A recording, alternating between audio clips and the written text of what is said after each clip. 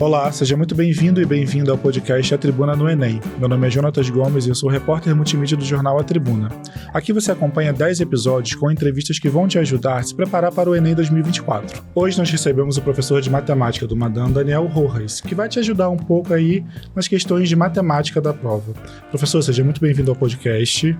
Muito obrigado pelo convite e estamos aí para tirar as dúvidas aí nesse momento final, né? Professor, inicialmente, assim, em geral, o que o aluno pode esperar da prova de matemática? Olha, a prova de matemática é a prova mais temida pelos alunos, né? São 45 questões de matemática. Nenhuma outra disciplina tem tantas questões assim, porque até mesmo linguagens, ela é mais pulverizada, né? Você tem inglês, tem em literatura e tal. Então, assim, matemática, não, são 45 questões de matemática mesmo.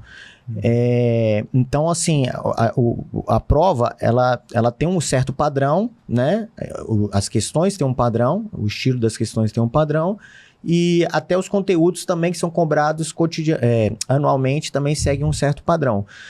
Tem provas que são tem anos que as provas vêm um pouco mais difíceis, tem anos que a prova vieram um pouco mais fáceis, até ano retrasado as provas costumavam vir um pouco mais complicadas, né? Tava cada vez mais ficando um pouco mais conteudista, que o pessoal fala, né? Cobrando mais conteúdos mesmo, mas a prova do ano passado os alunos acharam bem fácil, inclusive lá na escola mesmo a gente teve vários alunos que acertaram mais de 40 questões das 45. Então, isso não é comum de acontecer. E assim, professor, como a prova de matemática dialoga com outras disciplinas? Olha, em geral, a prova de matemática, ela sempre tenta tratar algum problema do cotidiano. Tá? Então, assim, alguém tem que pintar uma certa parede, ele tem que comprar tinta, gasta tanto de tinta por metro quadrado de parede. Então, assim, são coisas, praticamente problemas que o aluno tem que resolver no certo cotidiano.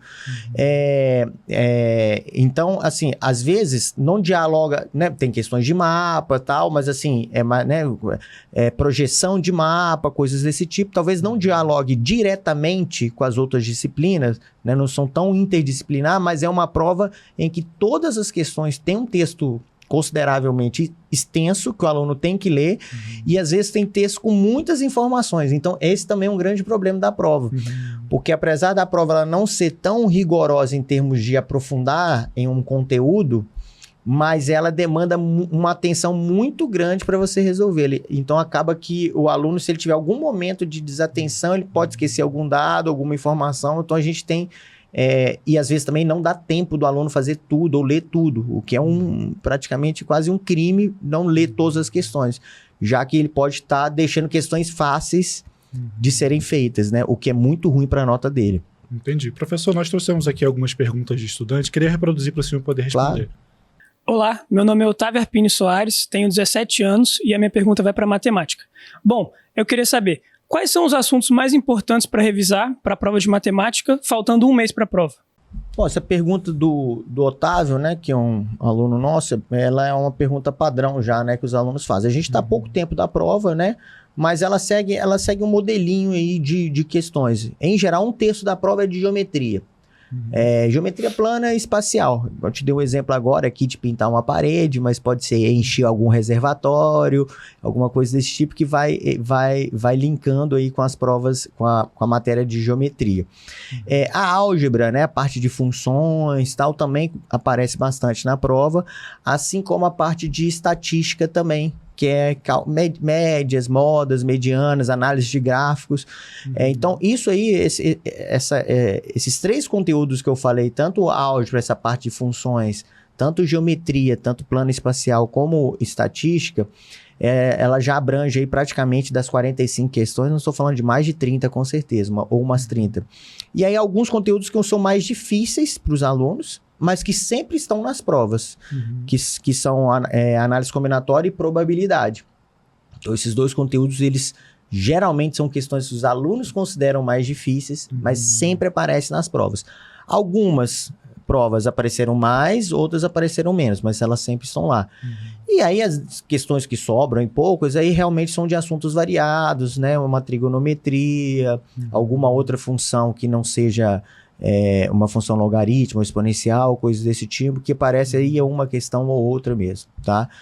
Então, resumidamente, eu acho que o aluno, respondendo a pergunta dele, né, ele tem que estar muito, muito ciente de toda a geometria, né, tanto plana como espacial, essa parte de funções, né, principalmente funções do primeiro grau e do segundo grau, e a parte de estatística, que eu considero que os alunos acham bem tranquila. Então, assim, talvez nem precise de uma revisão mesmo, né? É só prestar atenção na hora da prova nas questões. Entendi. Professor, no ano que eu fiz a prova do Enem, eu lembro que matemática passou de 1.000 pontos, assim, chegou a valer mais do que a prova de redação. Por que isso acontece? Eu sei que tem aí uma relação com o TRI, mas muitos estudantes não sabem o que significa, né? Essa questão da nota de matemática ter passado de 1.000 não é porque a prova foi de matemática especificamente. Isso poderia ter acontecido com qualquer outra prova, já que o método de correção, o método utilizado de correção é o mesmo, que é o TRI, que é a teoria de resposta ao item.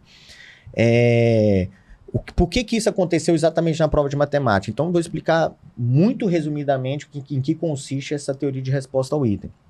É o método estatístico de corrigir a prova. Então, quando a gente fazia vestibular, na nossa época, ou prova, geralmente é assim, você acertou uma questão objetiva, 1 ponto, você errou essa questão, 0 pontos, né? Então, de 45 questões, você vai lá, você acertei 35, né? Então, você fez 35 de 45.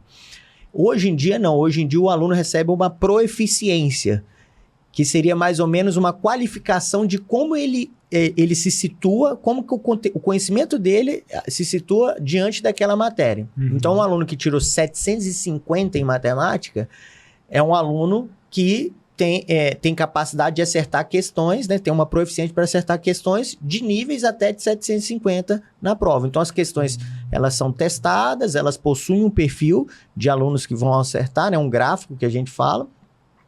E aí isso dá a nota do aluno. Tá? O que acontece na prova de matemática? Por exemplo, por que os alunos falam... Por que algumas matérias eles consideram, às vezes, um pouco mais importantes, seria uma palavra muito forte, mas assim, que dá para você tirar mais pontos, que é o caso de matemática, do que, por exemplo, uma prova de ciências humanas e linguagens. São 5 milhões de alunos fazendo prova. A gente tem uma discrepância muito grande de ensino no Brasil, tanto de ensino público quanto de particular. Tá? Tanto de ensino público particular como para o próprio ensino público, né? A gente tem, por exemplo, escolas federais e escolas militares, né? Que costumam ter um ensino muito mais forte. Então, o que acontece? As provas de linguagens e ciências humanas, elas são provas em que os alunos são muito mais homogêneos. Mesmo você tendo alunos vindo de escola pública e escolas particulares, mesmo os alunos de escola pública, eles como é uma prova às vezes um pouco mais interpretativa, que demanda um pouco mais de leitura, eles conseguem ir melhor nessas provas. Então acaba que um aluno que acertou 33, 34 questões, um aluno que acertou 38, 37, eles não ficam com notas muito diferentes. Porque o gráfico da gaussiana, ele fica muito mais achatado. Assim, uma coisa que você tem que entender, assim como tem como o aluno tirar mais de 1.000, não tem como ele tirar 0 também. Se o aluno errar todas as questões da prova, ele não tira 0, ele tira lá uma nota que é o mínimo valor da prova. Então, essas provas de humanas e linguagens, elas têm um valor máximo, que geralmente varia ali entre 700 e tanto, 800 e pouco. Então, se o aluno acertar as 45 questões, ele não tira 1.000. Ele vai tirar 800 e pouco, que é o valor máximo daquela prova. Então, o mínimo vai ser um 400, um 300 e tanto, e o máximo vai ser 800 e pouco ali. O que acontece com matemática? A matemática talvez seja a matéria onde a gente perceba a maior discrepância de ensino. Então, no Brasil, a gente tem muito aluno muito bom em matemática e muito aluno muito ruim também em matemática. Ruim, digamos assim, né? Com pouco conhecimento em matemática. E isso faz com que a gaussiana ela seja esticada. Então, o mínimo diminui, mas o máximo também aumenta. Então, um aluno que acertou 30 questões de matemática, outro 40, isso já dá uma diferença grande de pontuação. Então, o que acontece? Como o Enem é um método de correção estatístico, inclusive você pode usar a sua nota do Enem de anos anteriores para aplicar no SISU, né? Não sei se no SISU ainda eles aceitam isso, mas no FIES, com certeza eles aceitam, porque é um método estatístico. Então, por exemplo, se uma prova veio muito fácil, ou tem aluno que reclama, fala assim, não, esse ano a prova veio muito fácil, se eu tivesse feito o Enem ano passado, a prova mais difícil, eu poderia ter melhor, ou vice-versa, né? Pode ter algum tipo. Na verdade, pelo método estatístico, você não tem esse tipo de reclamação, porque o método de correção ele ajusta isso. Então acaba que numa prova que às vezes os alunos ficaram mais espalhados, ou seja, foi uma prova mais difícil, a média ficou num valor que, né, não era aceitável. O governo ele sempre tenta deixar sempre a mesma média, e na hora de ajustar a escala ali, um aluno que tirou 45, ele escapou do 1.000. Ele ficou com mais de 1.000. Tá? Então é pela questão desse método estatístico de correção, desse ajuste de escala, e pela discrepância, né, pelo o maior desvio padrão dos alunos, de conhecimento dos alunos em matemática, acaba acontecendo do aluno poder tirar mais de 1.000 na prova de matemática, tá? E dado esse modelo da prova, quais são as melhores estratégias para se preparar agora na reta final? Primeira coisa, o aluno ele tem que ler a prova inteira. Então o aluno chega para mim e fala assim: Daniel, olha só, eu não consegui ler a prova inteira, deixei 10 questões, chutei direto no gabarito. Esse aluno já fez uma prova totalmente ruim. Por quê? Porque como o Enem é um método estatístico de correção, ele calcula a sua proeficiência, se você deixou dentro dessas 10 questões que ele entende que você deveria ter acertado, você corre um risco enorme de errar essas questões e sua nota cair bastante. Então, o que eu falo sempre para os alunos? Você dá uma primeira leitura catando as questões que você considera muito fáceis. Então, você já faz uma primeira leitura fácil. Volta, vai catando agora, você considera mais ou menos fáceis. Volta, vai catando as medianas. Então, assim, nunca fazer a prova de método de uma forma linear, tentando fazer todas as questões. Você tem que resolver. Isso talvez até da nossa época, né? Para nossos pais, todo mundo falava, né? Resolve as que você sabe, depois vai para as que você não sabe. Sim, é universal. Parece meio óbvio isso. Mas quando a gente pega do Enem, isso além de ser óbvio e ter que acontecer, ele é primordial para o aluno ter uma nota boa. É primordial ele ter que acertar as questões que para ele são fáceis. E se ele chuta uma questão direto no gabarito, que teoricamente para ele deveria ser fácil, a chance dele errar aquela questão é enorme, né? De 80% aí num chute aleatório. Então, a primeira coisa, o aluno tem que ler toda a prova. Essa desculpa de não deu tempo de ler todas as questões, ele precisa desse treinamento, fazer simulados, coisas desse tipo, né? E a segunda coisa, talvez seja a questão psicológica, né? Aí vale para todas as provas, né? Não vale só para matemática. Eu acho que ele tá ali tranquilo, bem preparado, tal, e tentar ficar não tão nervoso assim, porque isso pode comer tempo da prova dele. Esse nervosismo, ele vai ter que ler uma questão 2, 3, 4, 5 vezes, porque ele não está conseguindo absorver o tema ali da questão, né? E pelas questões de matemática serem extensas, é sempre interessante fazer uma primeira leitura, já marcar as informações, fazer uma segunda. Às vezes eu faço a prova também, né? Então tem um rascunho, então eu boto lá a questão tal, aí eu anoto as informações da questão, porque como é muito dado, para você não se perder ali na hora. Né? E utilizar o rascunho bem utilizado, sempre fazendo as questões organizadas, tal, até para você, se precisar voltar numa questão que você não conseguiu, você não se perder ali. Sim, tá? Tudo bem. Professor, vamos ouvir mais uma pergunta, então? Vamos. Oi, meu nome é Vinícius Marques Falsoni, tenho 20 anos e minha pergunta é sobre a matemática. Qual a parte da matemática que pode vir a surpreender a gente na hora da prova, assim como foi a questão de juros do ano passado? Bom, excelente pergunta do Vinícius, né? Porque, como eu disse para você, a prova tem esse padrão, né? De ter muitas questões de geometria, questões de funções, questões de análise combinatória, probabilidade, estatística. E aí, pegando todo esse se o aluno souber muito bem esses temas aqui, ele vai muito bem na prova. Mas ali vão ter 10 questões de temas que aparecem muito menos. Então, por exemplo, progressão aritmética, progressão geométrica aparece bastante, né? Todo ano tem uma ou outra questão. Mas com juros, igual caiu ano passado, a questão de juros especificamente do ano passado não é uma questão que os alunos estão acostumados a resolver. Por isso que eles foram meio pegos de surpresa. Não é porque não é trabalhada essa matéria. A gente até trabalha questões idênticas na sala de aula. Mas como aparece pouco nos livros didáticos e tal, então eles assim meio que se assustaram porque, eu não resolvi um grande número de questões desse tipo. Mas eu acredito que juros, enfim, não seja uma matéria que possa surpreender. Eu acredito que matérias que possam surpreender são matérias, por exemplo, que praticamente não aparecem. Uma geometria analítica talvez um pouco mais aprofundada aparece muito pouco. Às vezes aparece com uma análise de gráfico, mas é coisa simples, não demanda um conhecimento tão profundo de geometria analítica. Uma questão de matrizes, por exemplo, também é outra matéria assim que parece raramente, às vezes é uma questão bem simples, que o aluno que não sabe nada acaba errando porque ele... Tem aluno que ignora essas matérias para o Enem, o que não é aconselhável. É importante pelo menos você saber o básico do básico das matérias, porque geralmente esses assuntos que são menos cobrados, mais difíceis, vêm como questões fáceis, não vêm como questões difíceis. Então se ele souber às vezes um básico ali, ele acerta. Então matrizes, determinantes e os próprios sistemas lineares, que são matérias que sim, determinantes e lineares nunca caiu. Desde 2009. Matriz já caiu alguma análise ou outra. Isso eu tô falando nunca assim, porque eu não lembro. Pode ser que tenha aparecido, mas eu não lembro. Então, matriz, sistemas lineares e determinantes, geometria analítica.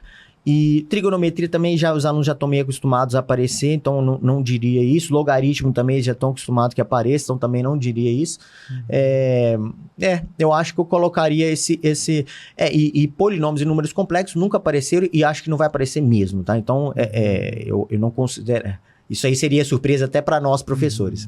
Apesar da gente dar na escola, porque os alunos fazem outros vestibulares, né? Como Unicamp e FUVEST, mas eu acho que geometria analítica, matriz, determinantes lineares, realmente são assuntos assim, que se aparecer, eu acredito vão ser questões fáceis, mas se o aluno for um aluno que ignorou essas matérias durante o ano, talvez ele não vai conseguir nem ler a questão, né? Então aí vai ser uma questão realmente que ele vai perder. E nessa reta final agora, professor, é melhor estudar resolvendo questões ou estudar a teoria das matérias? Inclusive é um período agora final, lá na escola a gente chama de período de revisão. Basicamente, período de revisão é resolução de provas antigas. Então, assim, é muito importante o aluno resolver algumas provas antigas, por quê? Para ele entender a dinâmica da prova, para ele entender o estilo das questões, para ele entender qual estratégia ele vai utilizar, para ele entender o tempo, controlar o tempo de prova. Apesar deles fazerem simulados durante o ano, os simulados não são exatamente questões do Enem, são questões inventadas por outros professores, né? Então agora ele pode treinar com as questões do Enem. Ah, mas eu não vou estudar teoria nenhuma? Não, você vai voltar especificamente pontualmente em alguns assuntos, né? Então, fez uma prova do Enem e tal, algum assunto, nesse assunto aqui, vai lá, pega seu caderno, volta, dá uma olhada, pega o seu livro, dá uma lida, né? Tenta fazer algumas questões mais fáceis daquele assunto e tal. Então, assim, realmente agora você falou tudo, é resolver questões e meio que ele está na reta final ali, ele tem que se preparar para a prova, né? Então, preparar como é que ele vai atacar a prova, como é que ele vai organizar seu tempo de prova, por quais tipos de qual conteúdo que ele vai começar, né? Então, eu acho que agora ele tem que ser muito mais estrategista mesmo, né? Ele focar mesmo em como ele vai se apresentar ali na prova. E aí nessa reta final, professor, também é bom fazer uma atividade física, cuidar da alimentação, como que isso entra? Olha, lá na escola a gente não orienta isso na reta final, a gente orienta isso o ano todo.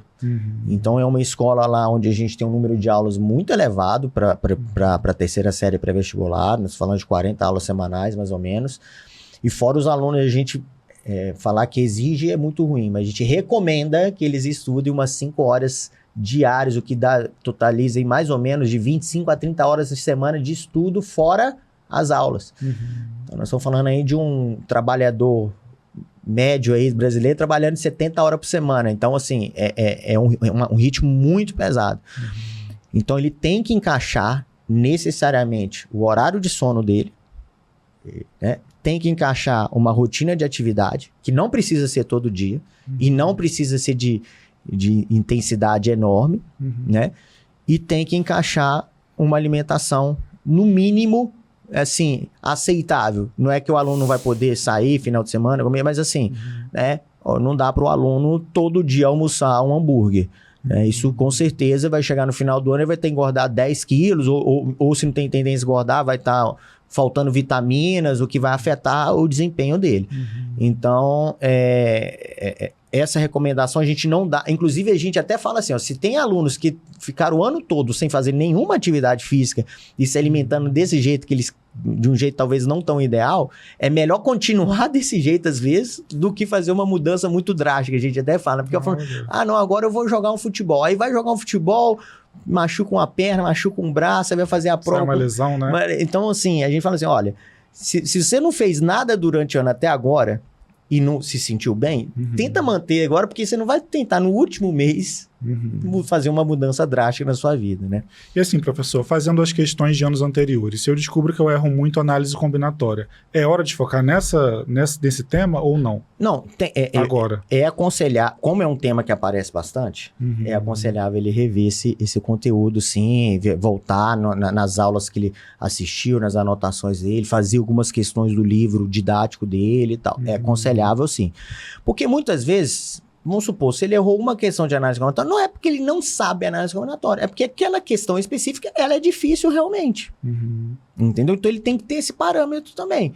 Não é porque você errou uma questão de estatística que você não sabe nada. Não é isso. É que, às vezes, aquela questão é difícil mesmo, ou aquele assunto específico você não lembra direito. Então, ele tem que ter esse parâmetro também, tá? Mas tem assuntos que eu não né? Ele errou uma questão de geometria analítica, igual eu falei. Pô, se a questão for muito fácil, vale a pena ele voltar lá e ver, pô, isso aqui eu conseguiria fazer. Mas se for uma questão muito difícil, que ele vai ter que estudar uma parte grande da matéria para até chegar naquele ponto, talvez não valha a pena ele rever final, né? Na reta final ele rever tudo. Sim. Agora, a análise combinatória, como um tema que a gente tem certeza que vai estar na prova, vai ter uma ou duas questões, ou até 3 de análise combinatória na prova, pô, então ele não pode ficar displicente em relação a essa matéria. Ele tem que chegar ali, pelo menos, afiado em todos os temas dela. Professor, e tem alguma questão que eu não abordei que é importante o aluno saber nesse momento? Bom, então, assim, a gente até faz essa personalização lá na escola, porque a orientação que eu vou dar para cada aluno, ela costuma ser um pouco diferente. Costuma não, ela tem que ser diferente, né? A gente tem, por exemplo, lá este ano, né, fazendo a prova valendo, digamos assim, serão alunos da terceira série e alunos que já estão no pré-vestibular. Então, quer dizer, já passaram por uma terceira série, então, às vezes, no primeiro ano de pré-vestibular ali, até porque eles querem cursos muito concorridos, né? Geralmente uma medicina numa federal, ou, né, um direito aí numa USP, Unicamp, que costumam ser extremamente concorridos. Então, essa orientação, ela muda um pouco de acordo com o aluno, né? Então, acho que a primeira coisa que você que está assistindo é você perceber quem você é, saber em que ponto você está, né? Um aluno que está estudando desde o início do ano, que fez uma série de simulados, que fez uma série de questões, que assistiu 40 aulas na semana, que estudou, sei lá, 30, 25 horas na semana, ele vai ter um tipo de recomendação, diferente de um aluno que, não, olha, por algum motivo eu comecei a estudar no meio do ano, né, estou estudando há 3 meses para o Enem, então talvez este aluno ele vai ter que focar em alguns conteúdos específicos, conteúdos que mais caem, que é o que a gente abordou aqui, até para ele poder ter uma desenvoltura melhor na prova. Então, essa personalidade, assim, não dá para eu dar uma orientação geral. Claro que uma orientação geral seria o aluno resolver provas antigas, tentar fazer as questões mais fáceis na prova antes, não deixar de ler nenhuma questão. Esses são temas gerais. Vale para todos esses. Vale para todos. Mas eu acho que esse aluno que está aí, que quer uma orientação, eu acho que vale a pena ele pegar alguém experiente, né? E perguntar o que ele deve fazer para ele não se perder também nesse final. Porque o que acontece muito é esse aluno que às vezes começou a estudar há pouco tempo, desesperar agora. E não adianta ele desesperar. Que ele não dá tempo mesmo de ver tudo. Então, ele entender que não é para desesperar, que tem conteúdos realmente que são mais cobrados na prova e que ele vai focar naquilo ali. Professor, muito obrigado pela participação. Obrigado, Jonatas, pelo convite, tá? E esse foi o podcast A Tribuna no Enem. Você pode acompanhar essa entrevista nas versões digital e impressa do jornal A Tribuna, no portal Tribuna Online, no nosso canal no YouTube e também nos principais tocadores de podcast.